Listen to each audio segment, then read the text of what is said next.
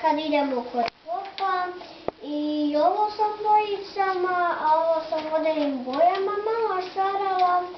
Kad mi mama kupila, malo sam bojala i to je to. I poslije na kraju sam dobila ove štampane i mama mi je dala da crtam. Imam i ove sam stavila od pečata. Imam i ovaj. Bravo. Koga je sve ovo nacrteš, Srećo? Koga si sve to nacrtala? Pa moje drugarice. A tvoje drugarice? I koja ti je ovdje najbolja drugarica?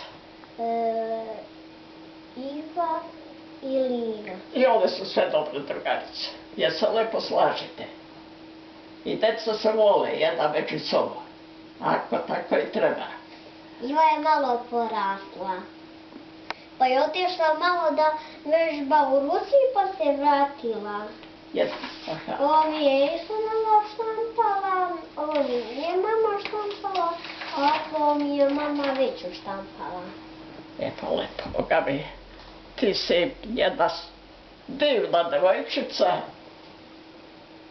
i skoro puniš 5 godina, pa još 1 godinu, pa onda ideš u stariju grupu, pa u 1. razred, jer se raduješ da porasteš i da budeš dobar. Prvo, lepa si devojčica, dobra si devojčica i budeš dobar đak, je tako? Dobro, Srećo, lepa.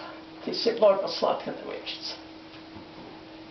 Baka je ispunila tvoju želju, došla sam, a ovo je bilo spremljeno za Novu godinu, nego ja nisam bila nešto u mogućnosti, ali ovoga puta, evo, imam sreću da se s tobom vidim.